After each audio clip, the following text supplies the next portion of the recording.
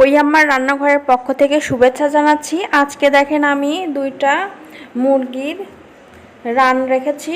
এটা আমি একটু ভিন্নভাবে রান্না করতে যাচ্ছি। রান্না করতে আমাদের কি লাগবে আর রান্নাটা আমি কিভাবে করব অবশ্যই আপনারা দেখতে থাকবেন। আর ভালো লাগলে অবশ্যই আমার এই চ্যানেলটিকে সাবস্ক্রাইব করে দিবেন। মুরগির 2টা রান দেখেন নিয়ে নিয়েছি। এবার আমি এই চাকু দিয়ে একটু কুচি কুচি করে নেব, যাতে এর মধ্যে মশলাগুলো একদম সেট হয়ে যায়। সেজন্য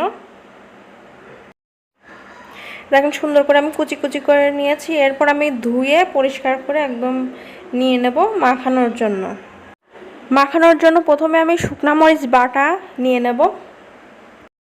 নিয়ে আমি ভালো করে কিন্তু 2টা পাই সুন্দর করে মেখে নেব।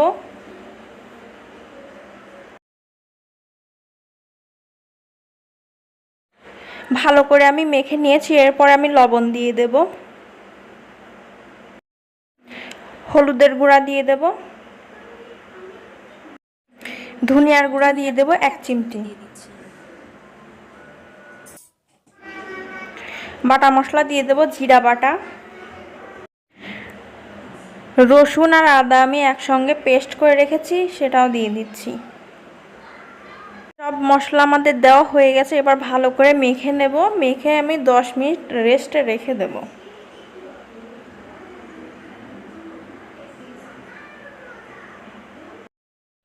10 মিনিট আমাদের হয়ে গেছে। এবার আমরা এটা ভেজে নেব।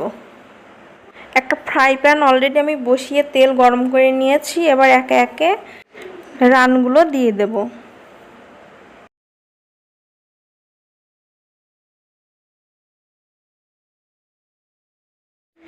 এক পাশ আমি উল্টিয়ে দেব।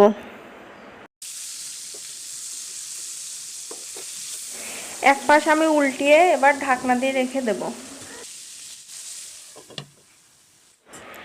ঢাকনাটা খুলে আমি উল্টে পাল্টে কিন্তু একটু ভেজে নেব। ভাজা আমাদের হয়ে গেছে। এবার উঠিয়ে ফেলবো।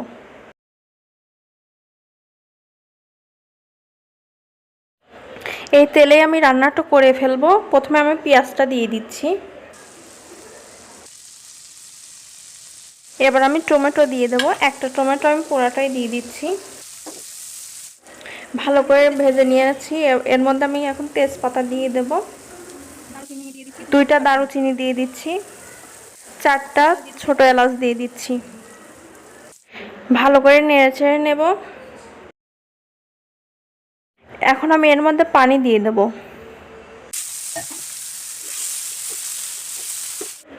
লবণ দিয়ে দেব, সামান্য একটু হলুদের গুঁড়া দিয়ে দেব,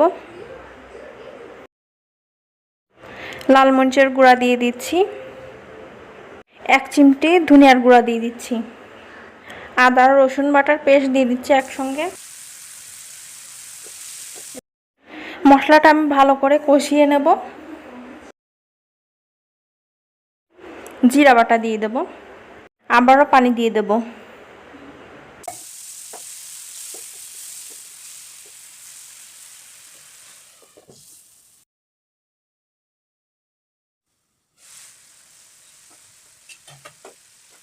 মশলাটা আমাদের ভালো করে কষানো হয়ে গেছে। এর মধ্যে আমি রান 2টা দিয়ে দেব।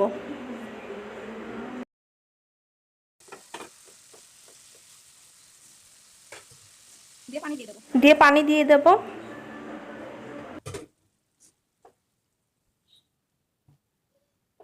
ঢাকনা দিয়ে রান্না করব আমি 2 মিনিট।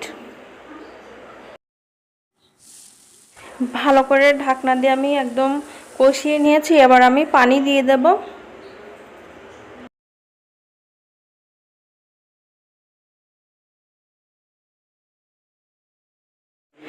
পানি দিয়ে আমি আবারও ঢাকনা দিয়ে রান্না করব। দেখেন রান্নাটা কিন্তু আমাদের হয়ে গেছে। ঝোল আমাদের এরকমই থাকবে, একদম গায়ে মাখানো মাখানো হবে চুলায় বন্ধ করে রাখলে।